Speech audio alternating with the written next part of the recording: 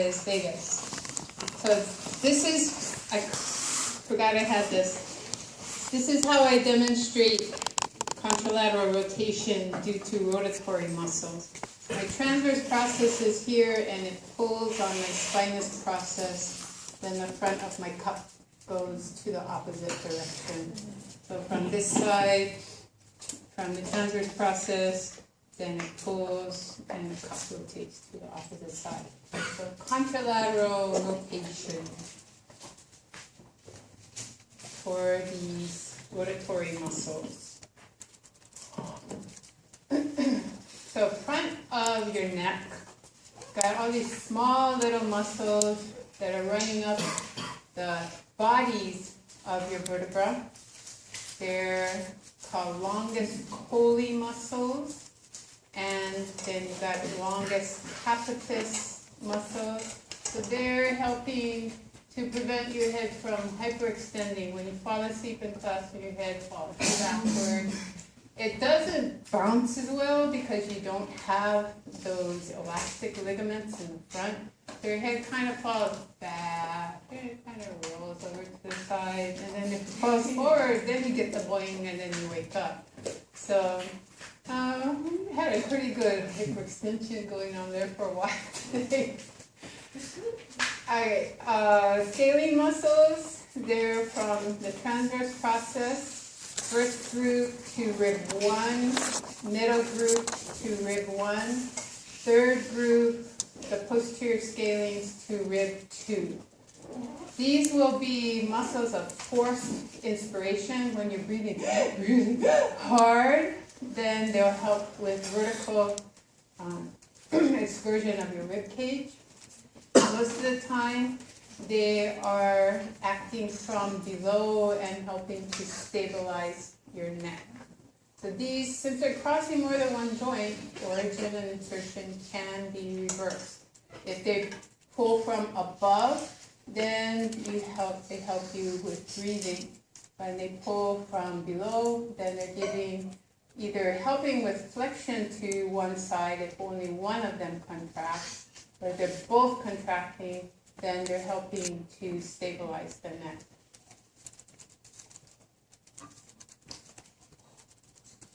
The serratus anterior is a superficial muscle. It comes out, it's attached to ribs, and then it comes out between the oblique muscles, wraps around. We'll see a better insertion for it when we cut away the front of the chest wall. It's going underneath the scapula and attaching to the middle border, the medial border of the scapula on the inferior surface. But you see it in well-developed people, it looks like fingers that are coming around from the back side and then inserting on the front. Going in between the serratus, you'll have oblique muscles that are coming down in the abdominal region. They're also in the thoracic region, but external oblique is considered one of the abdominal muscles. And it will insert onto all this fascia here. And then if you cut that fascia, underneath it is the rectus abdominis. That's the six-pack that all the guys and some girls want to get. It's not always 6, but it has various numbers of these tendinous inscriptions. Some of them, on some people, they're right opposite each other at every level. Other people, they're kind of, some are higher than the others, so there's all kinds of variations. The job of the rectus abdominis is to help to compress but give you vertical stability for the thoracic cage. And then you cut the external oblique, you'll see the internal oblique running roughly at 90-degree angles to the external oblique. Not quite, but it is coming from below and going upwards, whereas external oblique is coming from above and going down medially. Cut both of those and you'll see muscle that is running in a transverse plane. and that is called transversus abdominis. Normally these all contract together to compress the abdominal contents, push them back against the lumbar spine, and give you some support from the front or your low back. If your abdominals are weak, then your low back, your lordosis in your low back is going to increase. So to keep that curve in the right amount of curve there, then you want to keep your abdominal muscles strong. These will work, the external and internal oblique will work as a force couple when you want to do crunches across, and they'll all work together if you want to do crunches and lift your head and shoulders off the floor. So lateral crunches, you have external, internal oblique working on opposite sides. And then for crunches where everything is moving up, then contract them all at the same time.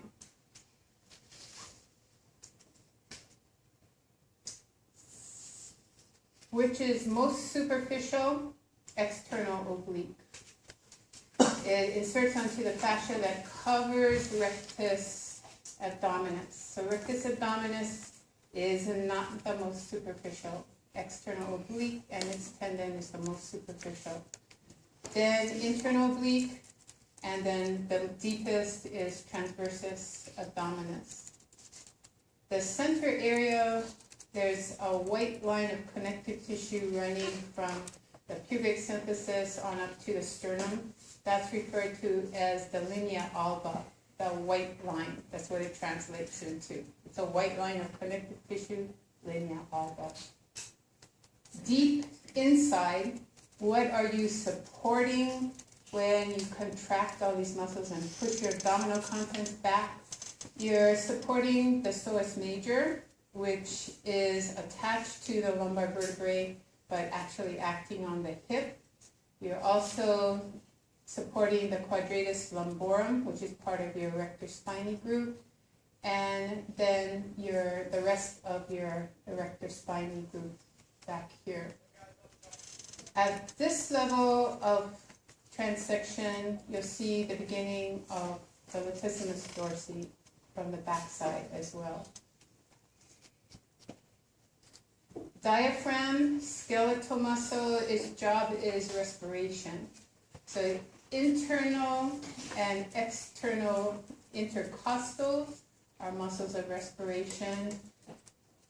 Quiet respiration that you're using right now, and so is the diaphragm. The diaphragm is attached to the lower ribs, and then it's also attached by a central tendon to the bodies of the lumbar vertebrae. We got what they're called legs, the crus, the right crus and the left crus are the legs of the diaphragm. They're attaching this central dome, this central tendon to the anterior bodies of your lumbar vertebra. When the diaphragm contracts, its job is to descend and elongate the thoracic cage vertically. And this is part of the stability, the crusts are part of the stability for that central tendon. When the muscle relaxes, then it goes back to the dome shape, but you don't want it flopping around up there. You want to have some tension to the dome, and that's part of the job of the crust at the end of exhalation is to keep some tension there on the central tendon. Central tendon is perforated by your inferior vena cava and your esophagus. That's what those openings are. Also, your abdominal aorta, where it was your thoracic, and when it goes through the diaphragm, it's now the abdominal aorta. So those three structures will perforate the diaphragm. So another view of the central tendon, aorta, esophagus, and vena cava. And then now you see the intercostals. The ones on the outside, external intercostals. The one on the inside, internal intercostals. So the external intercostals are for inspiration. The internal intercostals, they are muscles of forced expiration. So external intercostals and diaphragm for quiet breathing, what you're doing right now. If you need to inhale more, scalenes get involved, pectoralis minor gets involved. You're going to then want to force air out more too, so the external obliques, internal obliques, transversus abdominis contract to push your abdominal contents up into the diaphragm. That forces more air out. Get that internal intercostals to contract, pull the ribs together, forces more air out as well. Pelvic floor muscles, they help support the pelvic cavity. They also work to help the sphincters control urinary and rectal evacuation. So tighten the pelvic floor muscles, better control of urination or stopping urination. Tighten the pelvic floor muscles, and the anus elevates, and you then are preventing bowel movement. Most of them are attached to the sacrum and the coccyx, and then going either out to the ischium or to the ilium or forward to the pubic bone. So the area in the center here is called the perineum. It sounds very much like the side of the leg, which was peroneal. So they changed the side of the leg to fibular. All the muscles there are fibularis muscles now. Used to be peroneal muscles. But if you said go examine the peroneal area and they went between the legs, I thought, ooh, no, that's a bad one. I've got a sprained ankle, and what are you doing there? So they changed it to make sure there was no confusion. And now you say perineum, you know that's the only word, and it's between the legs. Okay, so naming the muscles. Next semester we're going to learn about muscles, well actually tissue that gets engorged with blood, that is spongy or cavernous, and this is in the area of the penis and the clitoris. These give you the erection. They also have muscles attached to those areas of the erectile tissue. So ischiocavernosus is a muscle that is attached into the area forward that is your erectile tissue, but then it comes laterally to attach to the ischium. So the muscle is called ischiocavernosus muscle. And then there's another muscle that is going to the spongiosus, also erectile tissue, and to the area where the bulbocavernosus gland is. And so bulbospongiosus is the name for that muscle. There's also a transverse. That's easy because the muscle's orientation is transverse. And then we have muscles that are going from the pubic region all the way back to the coccyx, so pubococcygeus, coming from the ischium to the coccyx, the ilium to the coccyx, and then that's the iliococcygeus muscle. Those two muscles, when they tighten, they pull the anus up, and so collectively they're the later anine muscles pulling the anus up. And then this last one is coccygeus. This is a superficial muscle. It's actually a muscle of the hip, the gluteus maximus. The superficial, transverse, perineal, and then this one is the deep transverse perineal muscle. So between the female and the male, there's not much difference. The difference is how many holes do you have to control there. So you got the urethra, you got the vagina, you got the anus in the female, and then in the male, you've got the internal and external urethral openings, but it's all one tube, and then the anus. So the muscles are the same, ischiocavernosus, bulbospongiosus muscle, and then you have your transversus, superficial and deep transversus muscles. You've got your pubococcygeus, iliococcygous, and coccygeus muscles. The two that are the vater ani are pubo and iliococcygous. They just didn't happen to label them, but they're having the same function in the male and the female. They divide this pelvic floor area in both the male and the female into two triangles. The urogenital, so genitalia is out front, your urinary system, the urethra is out front. So this anterior triangle is urogenital, and the posterior triangle includes the anus, so it's the anal triangle.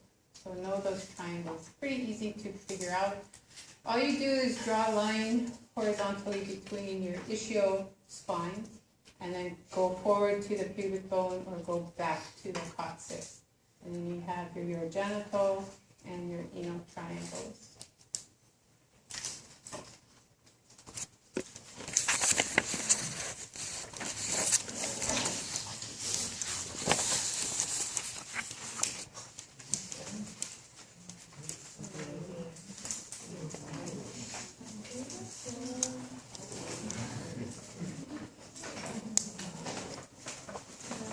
So those are your axial muscles.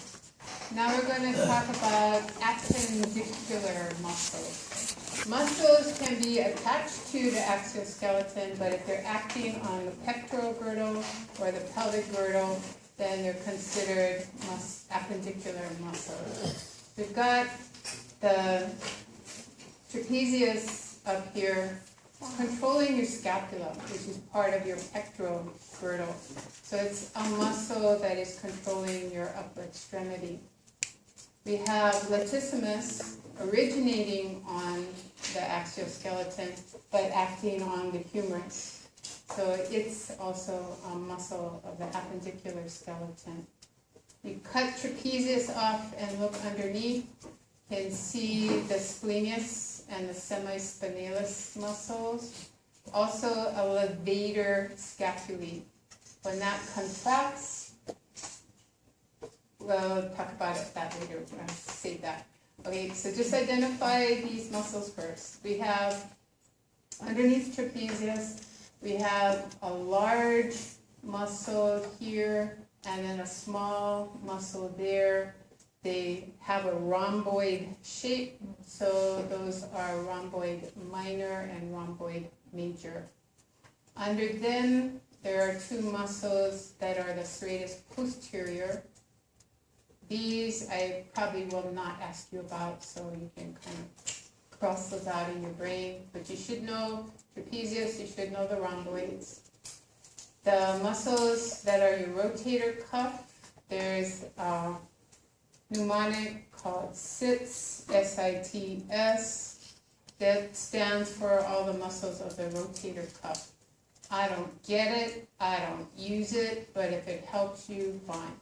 The rotator cuff are supraspinatus, infraspinatus, that's the I, so S-I. T is teres minor, and S, the last S is subscapularis. I guess you could start with subscapularis if you wanted to, and end with supraspinatus. It would still spell SITS. But it has no relevance to the upper extremity. I don't know.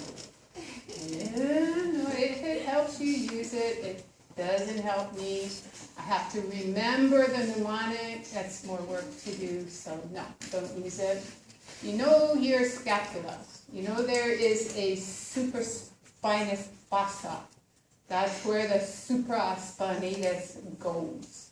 Yeah, but infraspinous fossa, that's where the infraspinatus goes. Subscapular fossa is where your subscapularis go. You have then teres minor. Just have to remember teres is right next to infraspinatus.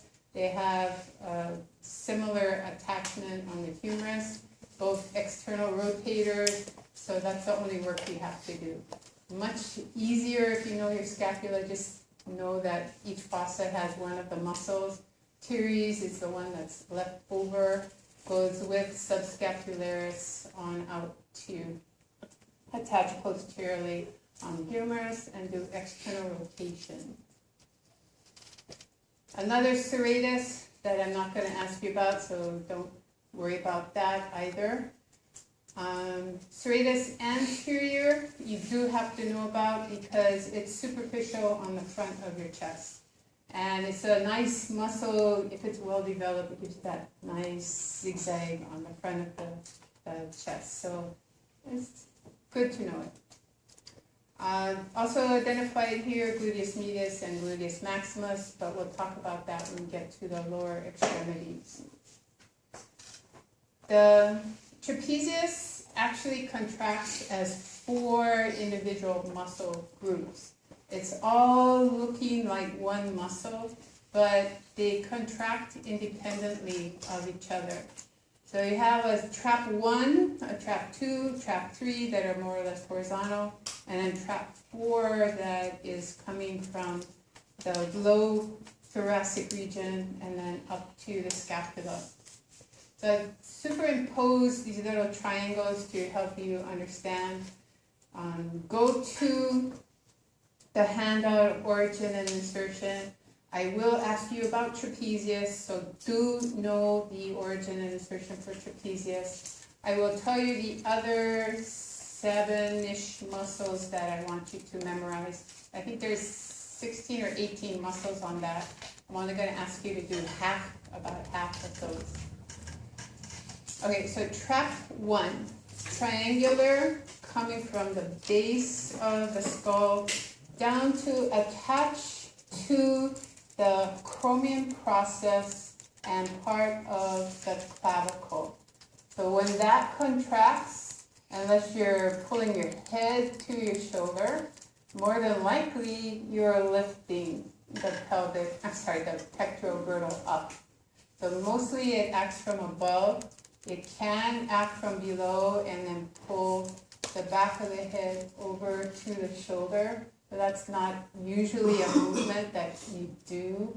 You can do it, but it's kind of a strange movement.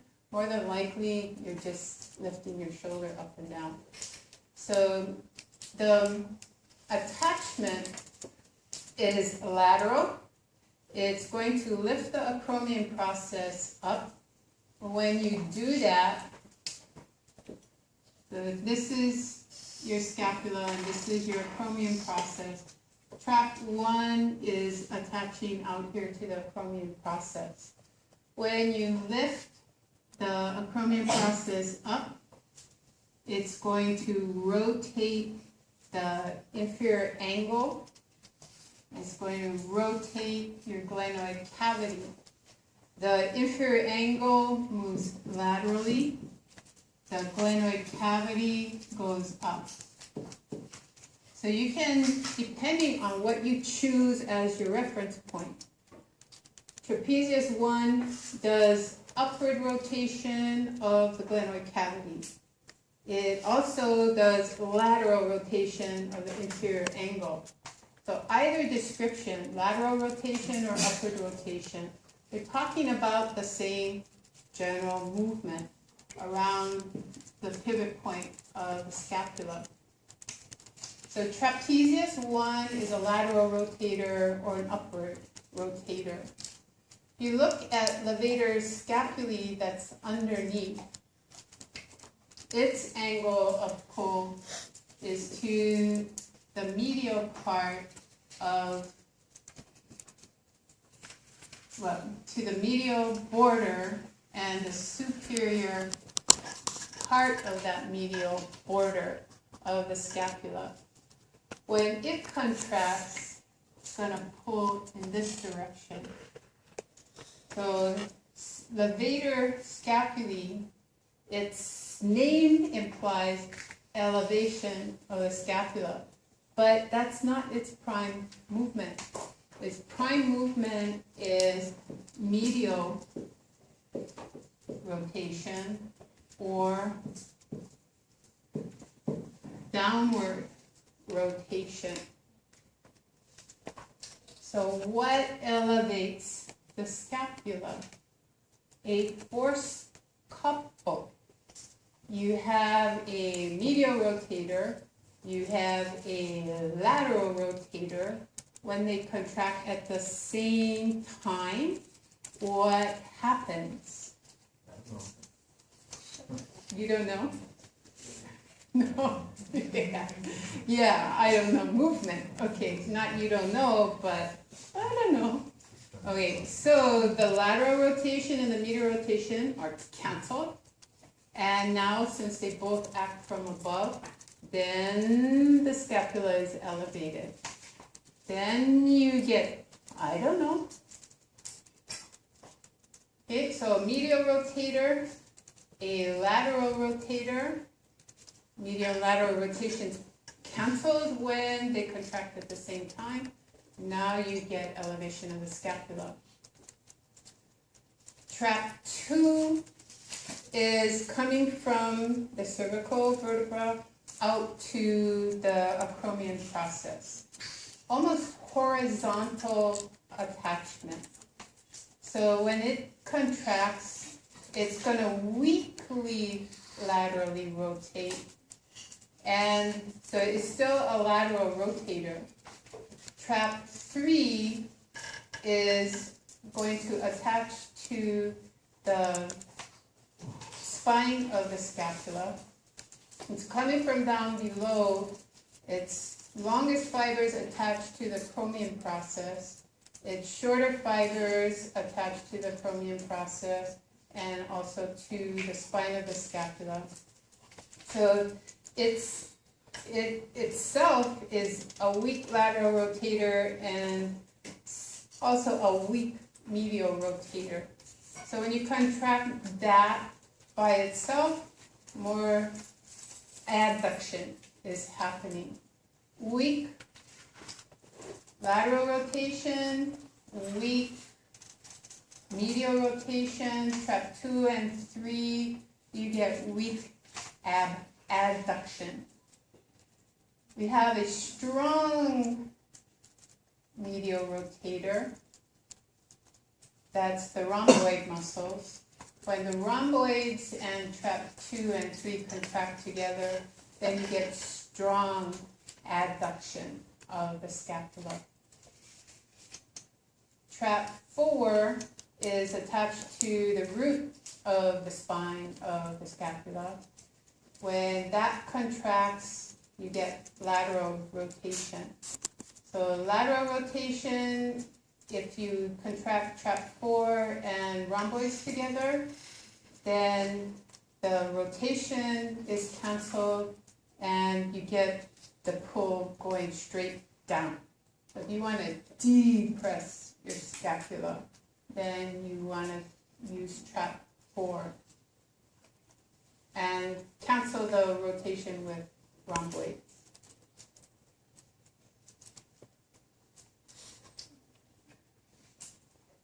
So levator scapulae is not a levator of the scapulae, it's actually a medial rotator of the scapula. If you want to get elevation, you must contract trapezius, the first part of trapezius. More stability for the scapula is due to pectoralis minor. It is attached to the ribs and to the coracoid process. Main job of pec minor is to keep the scapula against the rib cage. If pec minor gets too tight, the inferior angle of the scapula will come away from the vertebral, from the ribs and also your shoulders will get rounded forward and down. And then you see that a lot of times with these guys with the big pecs that are working the pecs so much, the shoulders get rounded forward and down. And it's because they've over-tightened the pec minor. Pec minor also is a muscle of forced inspiration. If you stabilize the scapula and then you heave up and down, it's acting from above to pull the ribs up. So it will help with forced inspiration. Serratus anterior, coming from the ribs and then inserting on the medial border of the scapula. It keeps the medial border of the scapula against your ribs when your arms are out in front. If that muscle gets weak when the arm goes out in front, the medial border of the scapula comes away from the ribs. That's referred to as a winging of the scapula. And some people just walking, if you look at some of those really emaciated models, male or female, you watch them walking and you look at their back, if there's this kind of C-shaped indentation, their scapula is out here and then there's this indentation to their back, that's winging of the scapula. And it's due to the muscle being so weak because they're so emaciated that you can't keep the scapula against the rib cage. Coracobrachialis, it's in line to help you with shoulder flexion, but it usually doesn't do shoulder flexion until you need a lot of force. It's more there for stabilization so that biceps and your pec number 1 and anterior deltoid can do the shoulder flexion. So it's more of a synergist and shoulder stabilizer. Short head of the bicep and long head of the bicep, the difference is their muscle is pretty much the same length, but the tendon for the short head goes right to the coracoid process, and the tendon for the long head has to come up over the head of the humerus to attach to the supraglenoid tubercle. So it's just a little more distance that the long head tendon has to go than just to the coracoid process. So this is your long head, this is your short head of the bicep. Okay, we'll pick up with